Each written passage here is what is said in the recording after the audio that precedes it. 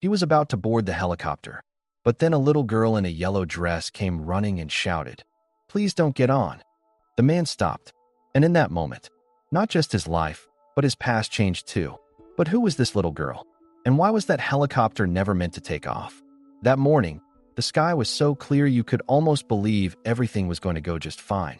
But David had known for years disasters usually came on the calmest days. His shirt was perfectly ironed. His dark gray suit fit him flawlessly. For 38-year-old David Leaner, today was no ordinary day. That morning, he was about to take the final step in the biggest deal he had ever prepared for. And the first minutes of that deal were going to start with a helicopter ride. But it would only take a few seconds and the voice of a child for everything to fall apart. Even though the sunlight reflecting off the glass facade of the corporate building stung his eyes, David climbed the stairs to the roof with determination.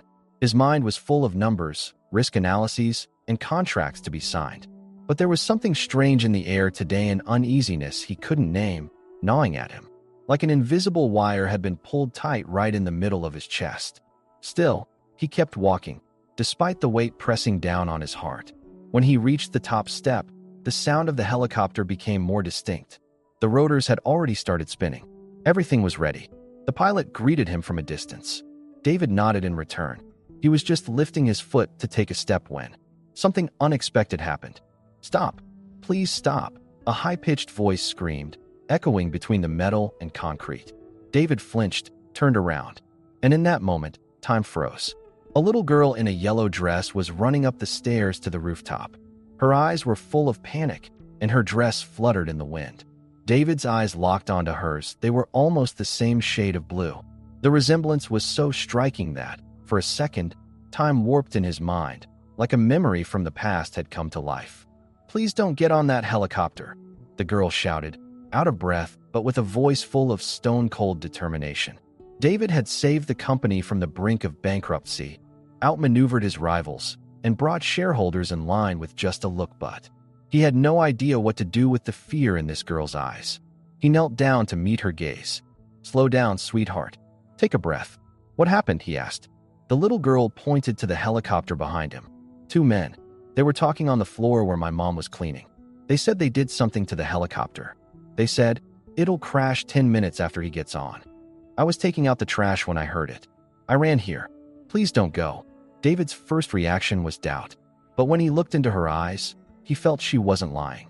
There wasn't childish panic in her gaze. There was the instinctive honesty of someone trying to save a life. "What's your name?" David asked, his voice softening even as alarm bells screamed in his head.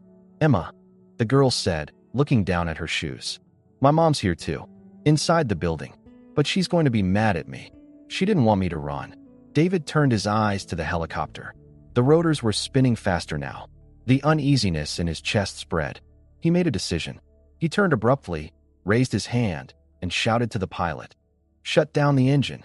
Now, the pilot didn't understand at first, but then nodded, and the sound of the helicopter slowly started to fade. Then David's security team arrived. "Check the helicopter thoroughly. Don't miss a single detail," he said.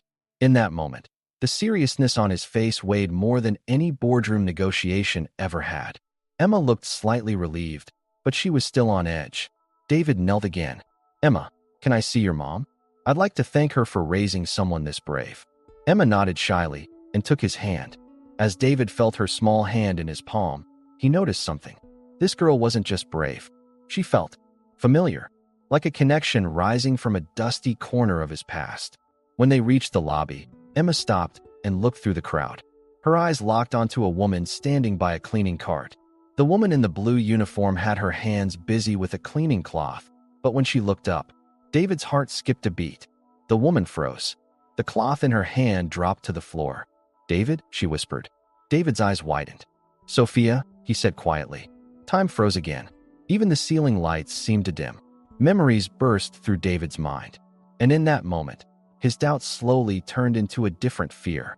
Because as he stood across from this woman and looked again at the little girl beside him, but the answer was crystal clear.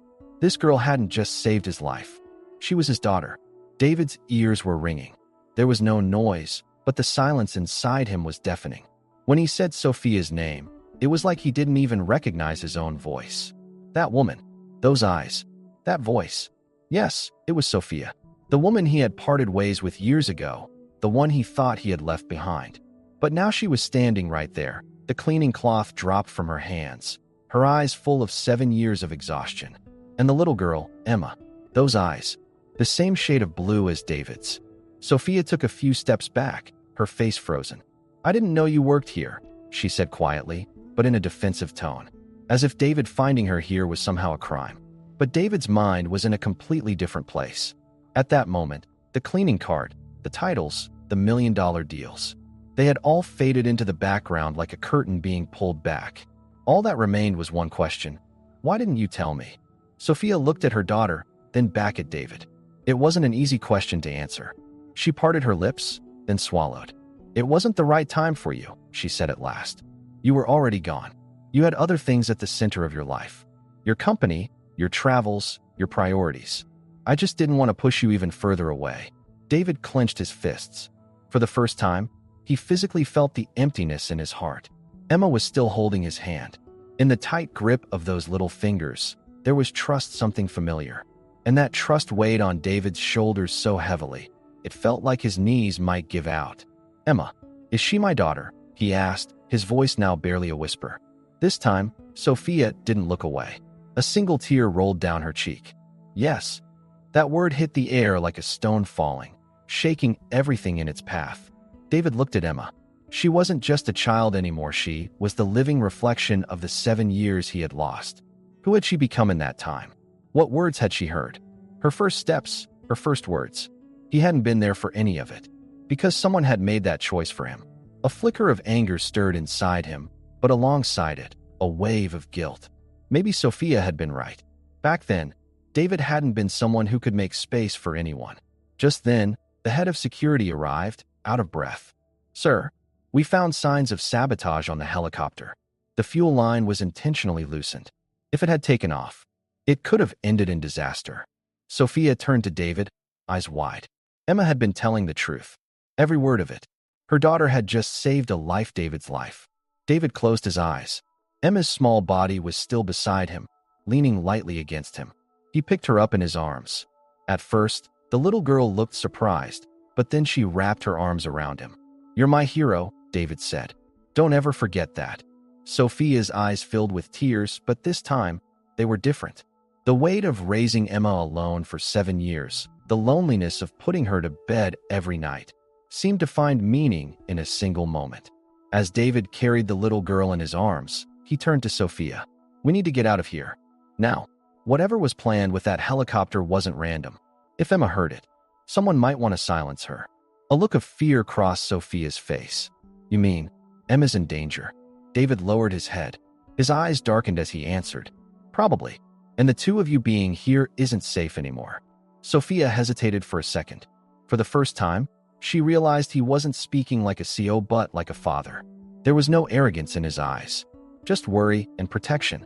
And when she saw Emma resting her head on David's shoulder, the fear inside her started to ease. David turned to the security team. "Set up a temporary location immediately. Somewhere hard to reach, isolated, but secure. For 3 people. The men nodded. David looked back at Sophia. "The place we're going will be safe. We'll talk there. About everything." Sophia still looked a little unsure, but seeing Emma at peace in David's arms shattered that doubt. "Okay," she said. Let's be quick." As she walked down the hallway next to David, Sophia felt like she had stepped into a time machine. The old beach walks, the laughter, the arguments, and finally, the silent goodbye. But now, with their daughter quietly resting between them, the past was being rewritten. What they didn't realize yet was that the real danger in this story hadn't even begun. When David's private car with its armored windows and electronic blackout system pulled up to the back exit of the building, Sophia still couldn't believe it. The man she had turned her back on 7 years ago was now holding their daughter in his arms, heading toward a secure hideout under strict security protocol. Stepping back into this man's world after all these years was too complicated to put into words. And Emma was right at the center of that storm, but with her small heart, unaware of it all, she was curled up next to David in the seat, staring quietly out the window. As the road stretched on, they left the city behind. The noise gave way to silence, concrete faded into forests, and towers turned into rolling hills. Sophia's mind was spinning with questions. Was the sabotage attempt just a coincidence? Who would benefit from such a professional job? And most importantly, who stood to gain from David's death? The car slowed down at a point deep in the forest. An electronic gate opened, and they drove inside. It was a discreet, heavily protected place where every detail had clearly been thought through. David called it an emergency shelter, though from the outside it looked like a vacation home. On the inside, however, it resembled a military facility: security cameras, silent alarms, backup generators, even a room set up as a kid's space. That little detail was the first thing to bring a hint of warmth to Sophia's heart. As soon as they went inside, Emma began drawing on the soft carpet. Colored pencils and notepads seemed almost like they'd been placed there just for her. Sophia sat down in the corner of the room. Her shoulders looked heavy, as if weighed down by the years. David watched her for a while, then brought over 2 mugs of coffee. No words were needed. Sophia accepted the cup without looking away. "All those years," David said, breaking the silence for the first time. "I had to live without even knowing if you were still out there. And now I find out, it wasn't just you I lost." Sophia lowered her head. "I should have told you, but I was scared. I didn't think there was room for me in your life. I didn't want Emma to be seen as some burden. I ran from myself, from you." David nodded. "Maybe you were right. Back then, there wasn't any room. I was trying to save the company, battling shady partners, sleeping under my desk at night. But now, I'm someone else." Sophia looked at him. "And now, are you really that person, David? Not just a CEO, but a father? A man, someone who's ready to share, not just protect." Before David could answer, Emma came over. She was holding a drawing. It was a house with a red roof. In the yard were a man, a woman, and a child. What she had written underneath hit Sophia like a punch to the throat. "Our new home. Mom, me, and Dad." Sophia instinctively covered her mouth, eyes shut tight. David took the picture, looked at it carefully, then knelt and hugged his daughter. "This home is going to be real, Emma," he said. "I promise you." Just then, there was a knock at the door. A soft alarm from the security system went off. David stood up immediately, and Sophia pulled Emma close. The person who walked in was David's head of security. He held out a tablet. "We've got the first clues about who planned the sabotage. The technician responsible for the helicopter's maintenance is currently missing. His access card was used to enter the building yesterday, but there's no record of him leaving. And his phone last pinged from the archive room on the lower floor." David clenched his jaw. "Someone on the inside. Not just any employee. This is bigger." Sophia looked panicked. "They didn't follow us here, did they?" The advisor shook his head. "Signals here are isolated. But if someone inside leaked info, in the long run, even this place might not be safe." David took a deep breath. He turned to Sophia. "It'll take time to trace them, but I'm staying here with you and Emma. This isn't just a temporary hideout. We're starting over from here. But first, we have to eliminate the threat." Sophia nodded. She had no choice now but to trust David, his mind, his strength, and most of all, the fragile kindness that showed on his face when he held Emma. But both Sophia and David knew the enemy outside hadn't just targeted the helicopter, they were aiming at the bond between them, too. And the shadow of the past hadn't completely disappeared just yet. As night slowly settled over the shelter, the silence didn't just seep in from the forest, it came from people's hearts, too. The house was secure, yes, but it wasn't peaceful. The unknowns buried in the dark walls crept along the corridors like shadows. While Sophia made tea in the small kitchen, her eyes kept drifting to Emma. The girl had fallen asleep under a blanket, clutching her stuffed animal. Innocence was so fragile, and the secret meetings David was having in the next room felt like cold reminders of reality. They were still in danger. David sat quietly in the study, watching a security monitor. Emma's warning had saved his life, but it had also created a new target. Now it wasn't just his safety at risk. Sophia and Emma's lives were on the line, too. On the screen in front of him, facial recognition data was processing everyone who had entered the helicopter hangar that day. While the system scanned thousands of people, his advisor Julian walked in. His usual disciplined look had been replaced with worry. "David," he said in a low voice, "the camera footage was tampered with. Only one person could access those systems." David didn't take his eyes off him. "Who?" Julian hesitated. Philip Krantz. A moment of silence froze the room. David clenched his jaw. You mean from the board? Julian nodded. Yes, not just a board member. The one with the oldest connection to you. Most of your financial structures are co-signed with him. He might have access to the location of the shelters, too. David stood up, turning his back to the monitor. Philip betrayed me? What? Julian looked away. Maybe he planned to take over your legacy after your fall. There were whispers that he'd been reaching out to some shareholders, trying to push you aside. But nothing was ever confirmed. David's mind burned like fire. The man who used to say, "You're like a brother to me," now wanted him dead. And now Sophia and Emma were caught in the crossfire. Had he done the right thing bringing them here? Or had he carried the spark of betrayal straight into this house? That night, David had a long conversation with Sophia. He shared everything he knew, his suspicions, the business ties from the past, and the current risks. Sophia listened closely to every word. For the first time, she saw both fear and responsibility in David's eyes. "Do you regret bringing us here?" she asked quietly. David shook his head. "No, but I promise you this. You'll never be alone again." Sophia didn't look away. "This isn't about power, David. This is a test of being human. If you really want to protect others, you have to learn to open your heart first." For the first time, David's shoulders dropped. What stood before her wasn't just a man, it was a father. "Emma saved my life," he said softly. "But there's something she doesn't realize. She didn't just save me from death. She pulled me out of emptiness. Staying alive doesn't mean anything anymore unless I get to hear her laugh." Sophia's eyes filled with tears. "The past made you hard, but your daughter is softening you. She's giving you a new path. But first, you have to take your enemy out of the game."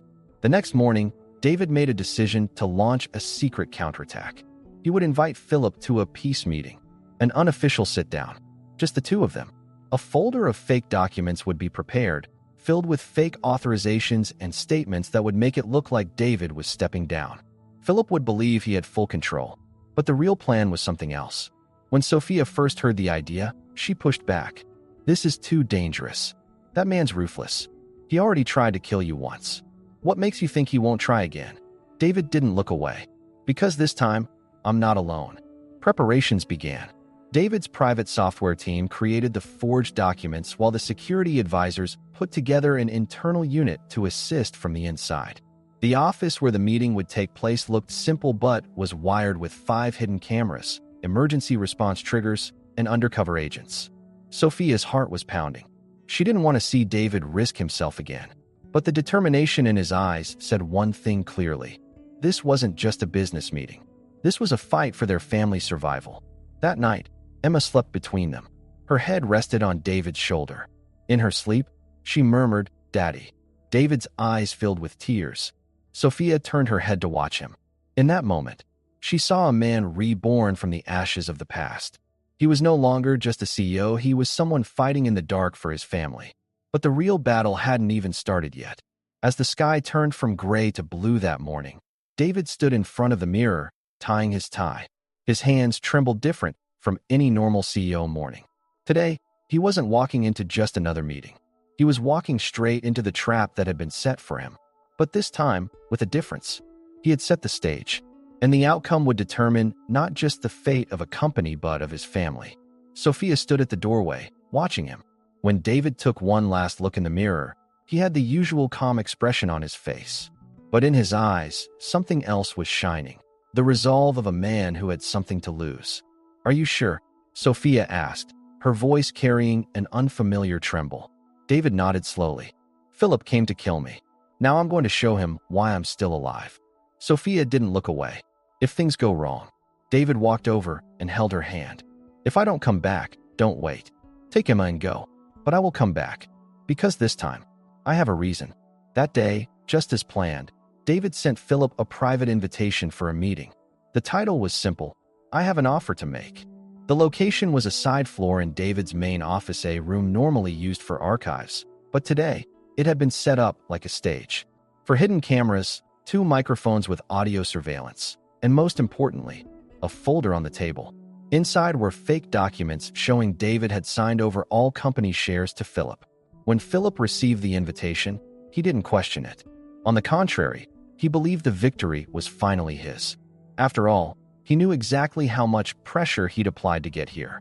And the fact that David was still willing to meet him in person only inflated his ego. He never suspected a thing. And that arrogance was David's biggest advantage.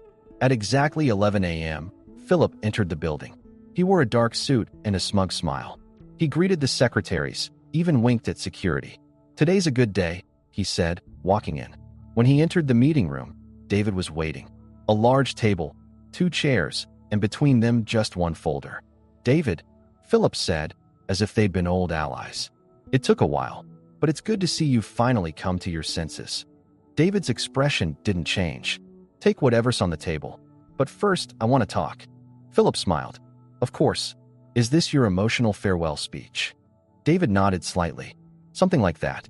Meanwhile, outside the office, agents in separate rooms were watching the conversation live, transcribing every word.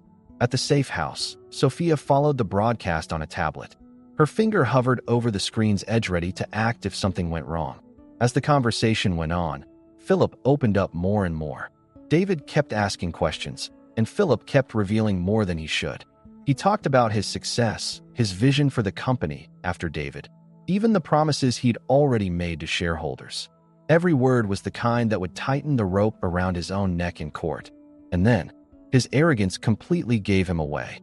"Look, David," he said, lowering his voice. "Let me tell you one last thing. That helicopter was going to erase you from history in seconds. But here you are. I heard some strange girl warned you. Who was she? A street kid? Was she with you that day? Acted faster than everyone else.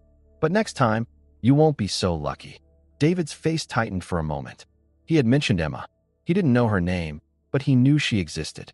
That meant new danger. He needed to be silenced. "Now, that's enough," David said. "We've talked enough. Sign the documents." As Philip reached for the folder, the door opened.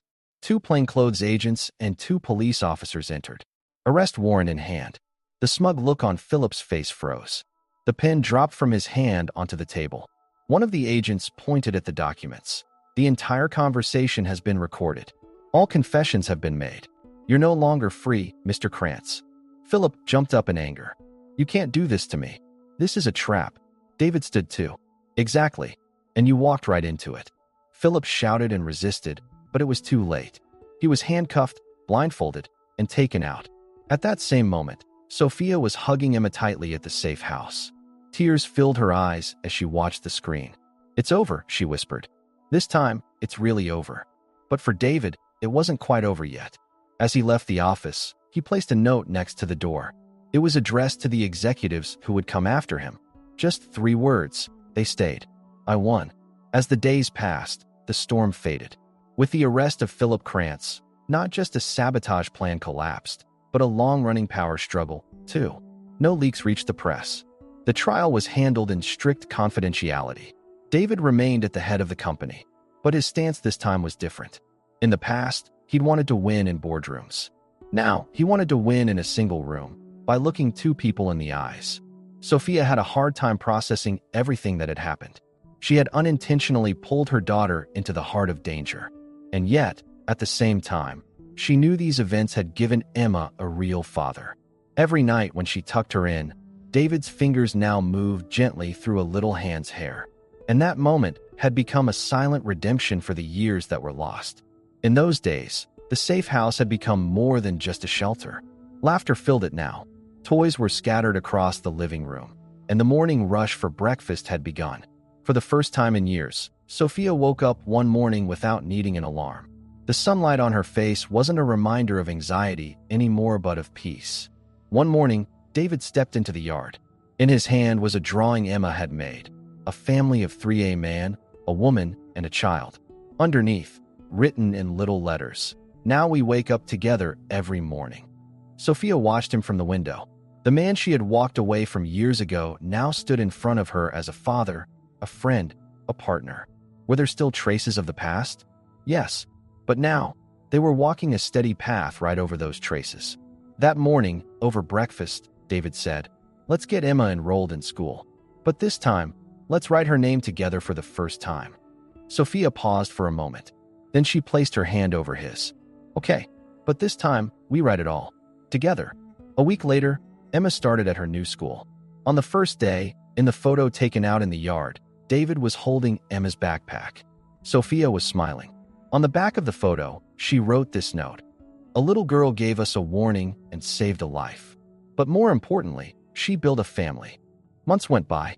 David worked fewer hours at the company. He didn't miss dinner. He fell asleep reading bedtime stories to Emma. And under the glow of the night lamp, Sophia no longer looked to the past but to the future. She started reading again, writing again, maybe one day, to turn what had happened into a story. Because some stories heal simply by being told. One fall evening, the three of them sat on the back porch, wrapped in blankets, watching the stars. Emma asked a question: "Daddy, what would have happened if you got on the helicopter that day?"